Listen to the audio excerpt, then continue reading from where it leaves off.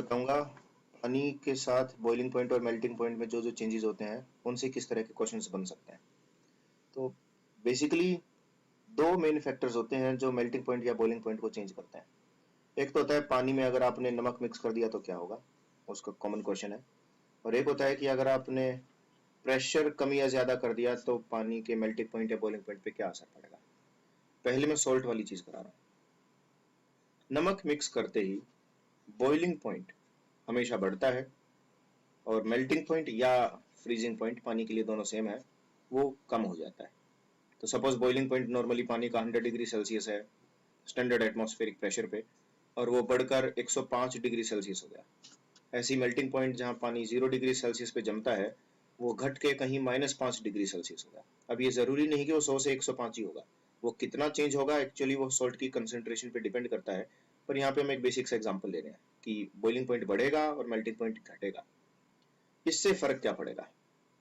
इसका मतलब ये है कि सपोज ये है टेम्परेचर की लाइन और यहाँ पे है 0 डिग्री सेल्सियस और यहाँ पे 100 डिग्री सेल्सियस। तो पानी इस पूरी की पूरी रेंज में लिक्विड रहेगा। तो इस पूरी रेंज में पानी रहने वाला है लिक्विड, और इसके आगे 100 से आगे पानी रहेगा वेपर, और 100 से पीछे पानी रहेगा सॉलिड, मतलब वो आइस।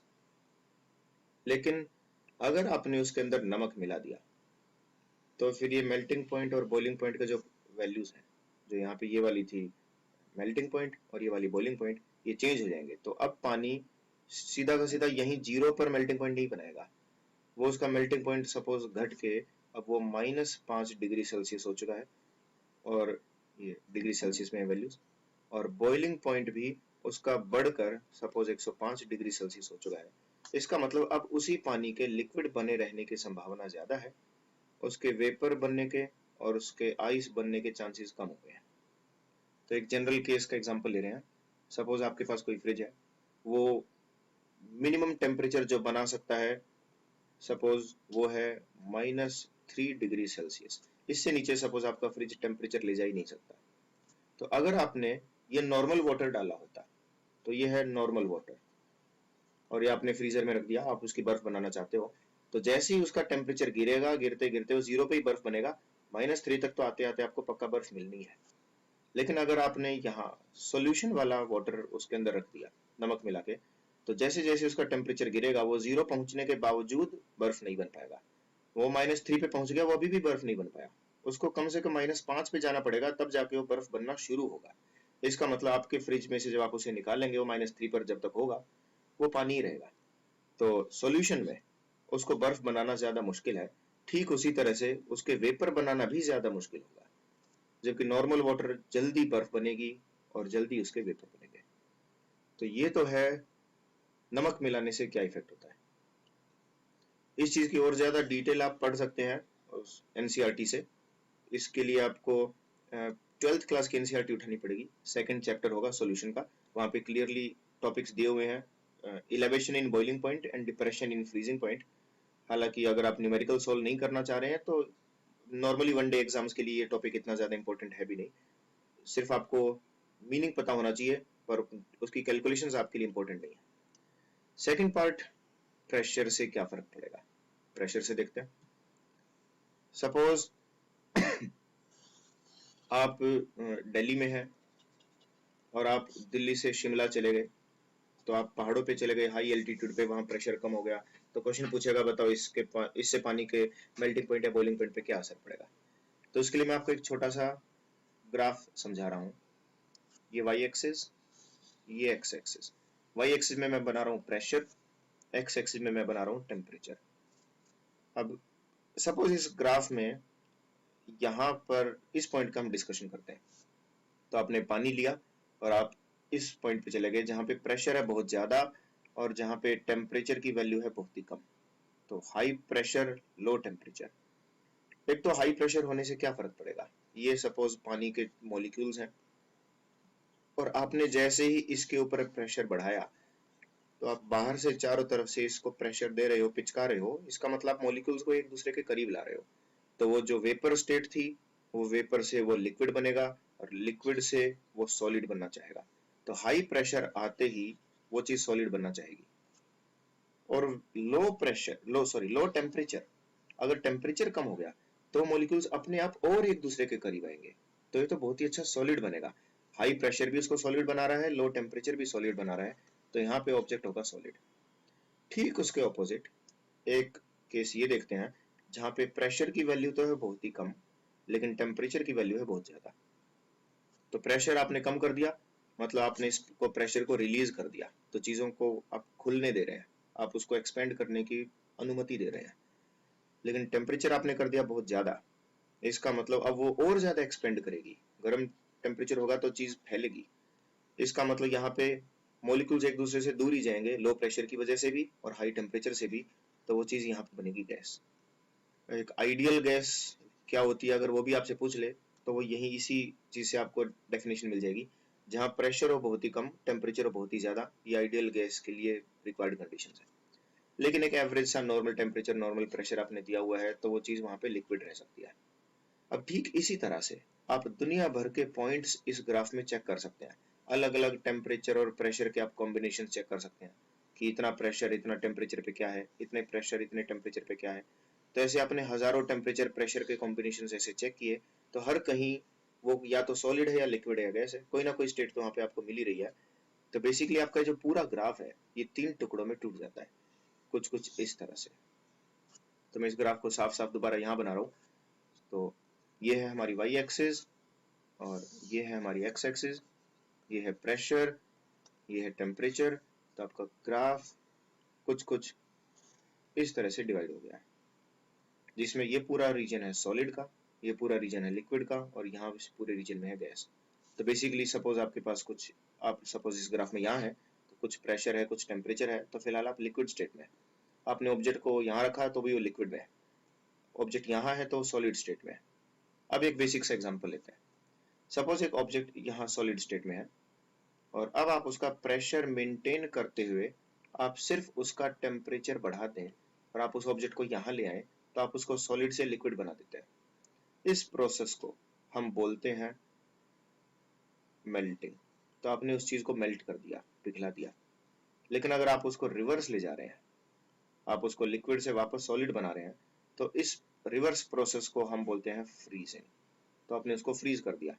तो जिस टेम्परेचर पे ये काम हो रहा है, तो उस टेम्परेचर को मार्क कर रहा हूं, वो टेम्परेचर ये होगा।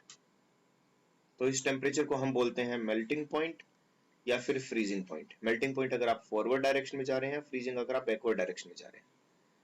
ठीक उसी तरह से अगर सपोज कोई ऑब्जेक्ट यहाँ है लिक्विड स्टेट में, और आप उसको गर्म करके आप उसको गैसियस स्टेट में ले जाते हैं यहाँ पे, तो लिक्विड से गैस बनाने का जो प्रोसेस है, इसको हम बोलते हैं वेपोराइजेशन, वाष्पीकरण। और अगर आप उसको रिवर्स प्रोसेस कर रहे हैं, गैस से वापस लिक्विड बना रहे हैं, तो इस चीज को हम बोलते हैं कंडेंसेशन। तो ये कंडेंसेशन है, और ये काम जिस टेम्परेचर पे भी हुआ है, इस टेम्परेचर पे, तो इस टेम्परेचर को फिर हम बोलते हैं the melting point, sorry the boiling point. पानी यहाँ पे बॉइल हो रहा है। लेकिन अगर आप यही काम अगर इस लो प्रेशर पे आके करें, तो फिलहाल आपने अपना प्रेशर बहुत ही लो कर रखा है, और अब आप टेम्परेचर बढ़ा के उस चीज को डायरेक्ट गैस स्टेट में ले जाए, तो आप सॉलिड से सीधा गैस जा रहे हो, बीच में लिक्विड स्टेट आ ही नहीं रही। तो इस प्रोसेस को हम बोलते हैं सब्लिमेशन। तो ये सब्लिमेशन कहलाएगा। रिवर्स प्रोसेस अगर आप उसी चीज की कर देते हैं, तो इसको कुछ लोग बोलते हैं रिवर्स सब्लिमेशन, लेकिन एक्चुअली इसका टेक्निकल नाम हो जाता है डिपोजिशन।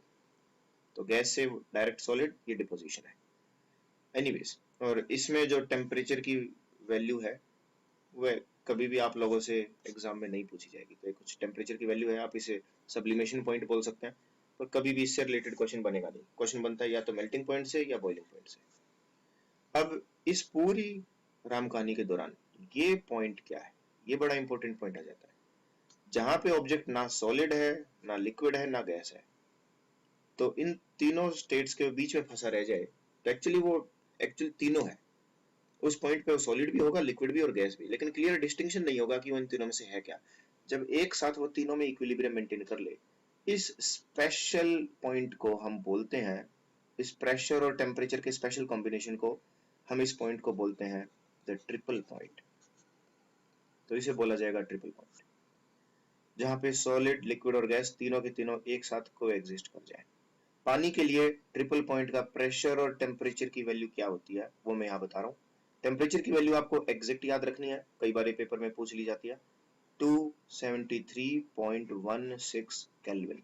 और इसी को अगर डिग्री सेल्सियस में देखें तो यह है 0.01 डिग्री सेल्सियस। वहीं प्रेशर की वैल्यू एग्जैक्ट याद करने की जरूरत नहीं, अप्रोक्सीमेटली वो 600 पास्कल होता है। 600 पास्कल बहुत ही लो प्रेशर है, हाई प्रेशर नहीं है। नॉर्मली हमारे आसपास प्रेशर होता है लगभग 1 लाख पास्कल, 600 पास्कल काफी लो प्रेशर है। बट एनीवेज, तो पानी के लिए ट्रिपल पॉइंट का ये वैल्यूज है, एक स्पेशल पॉइंट। अब इस डायग्राम से आपको थोड़ा बहुत आइडिया आ गया कि मेल्टिंग पॉइंट और बॉइलिंग पॉइंट क्या है।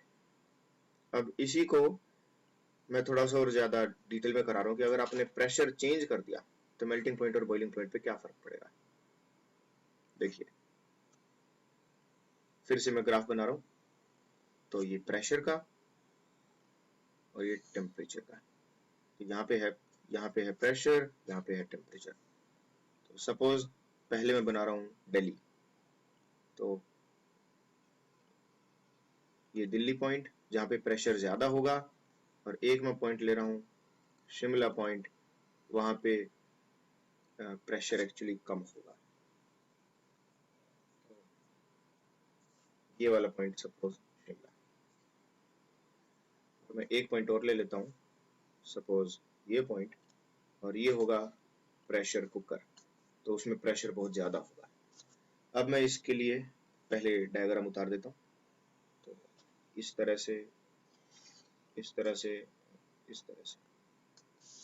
अब सपोज आप दिल्ली में है, तो आपके लिए प्रेशर होगा ये, और दिल्ली में जो मेल्टिंग पॉइंट है वो ये होगा, और जो बॉइलिंग पॉइंट है वो ये होगा।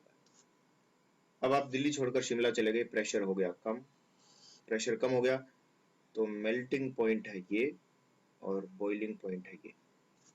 अब वहीं अगर आप पानी को प्रेशर कुकर के अंदर डाल देते हैं तो प्रेशर हो गया हाई, ऐसे में मेल्टिंग पॉइंट ये हो चुका है और बॉइलिंग पॉइंट यहाँ कहीं बढ़कर ये हो चुका है। तो ओवरऑल कंक्लूजन कि जैसे जैसे प्रेशर बढ़ता है वैसे वैसे मेल्टिंग पॉइंट तो कम होता है। ये सारी की सारी वैल्यूज मेल्टिंग पॉइंट या फ्रीजिंग पॉइंट है, और वैसे वैसे बॉइलिंग पॉइंट बढ़ता है, ये वैल्यूज बॉइलिंग पॉइंट की है। तो वहां पे बॉइलिंग पॉइंट बढ़ रहा है, मेल्टिंग पॉइंट घट रहा है। इससे फर्क क्या पड़ेगा, लिक्विड बने रहने के चांसेस शिमला में होंगे कम, दिल्ली में लिक्विड बने रहने के चांसेस होंगे ज्यादा, प्रेशर कुकर में पानी ज्यादा देर तक लिक्विड रहेगा। वहीं शिमला में बर्फ जल्दी बनेगी और वेपर भी जल्दी बनेंगे, पानी जल्दी उबलेगा और जल्दी बर्फ बनेगा, पर लिक्विड रहेगा कम। दिल्ली में पानी, बर्फ भी देर में बनेगा और वेपर भी देर में बनेंगे। प्रेशर कुकर में तो बर्फ बनाना बहुत ही मुश्किल होगा, और ठीक उसी तरह से वेपर भी काफी देर में बनेंगे, तो ज्यादा देर तक वो लिक्विड रहेगा। अब एक कंफ्यूजन स्टूडेंट्स के मन में ये आता है कि अगर पानी उबल ही बहुत देर में रहा है तो फिर प्रेशर कुकर खाना पकाता कैसे है। तो प्रेशर कुकर कभी भी लिक्विड को गैस बना के खाना नहीं पकाता, वो पकाता है जो भी आपने उसमें आलू डाले उसको हीट प्रोवाइड करके। अगर पानी जल्दी से लिक्विड से गैस में कन्वर्ट हो गया तो उस हीट को तो वेपर ही लेके चला गया। हम चाहते हैं वो वेपर इतना जल्दी ना बने कि वो हीट निकल के कुकर में से ना जाए, वो ज्यादा देर में वेपर बने, ताकि वो हीट जितनी भी है वो ज्यादा से ज्यादा वक्त तक कुकर के अंदर रहे। तो हम चाहते नहीं कि वहां पे वेपर बने, हम उसको लिक्विड बनाए रखना चाहते हैं ताकि हीट पानी लेके ना जाए, वो आपके खाने के मटेरियल को मिले, तब जाके वो अच्छे से पकेगा। तो प्रेशर कुकर का इसलिए इस्तेमाल किया जाता है to increase the boiling point. और ऐसे अगर आप पहाड़ों पे चले गए तो मेल्टिंग पॉइंट विल डिक्रीज। तो सिंपलिसिटी के शब्दों में, अगर आप शिमला चले गए तो बर्फ जल्दी बनेगी, और अगर आप दिल्ली में हैं तो बर्फ इतना जल्दी नहीं बन सकती। ये है प्रेशर का इफेक्ट। आई होप नमक मिलाने का और प्रेशर बढ़ाने का दोनों का इफेक्ट आपको समझ में आ गया होगा। ये जो भी रफ वर्क मैंने यहाँ पे किया है, इसकी इमेज फाइल आपको डाउनलोड के लिए मिल जाएगी, उसका लिंक नीचे डिस्क्रिप्शन में मिलेगा।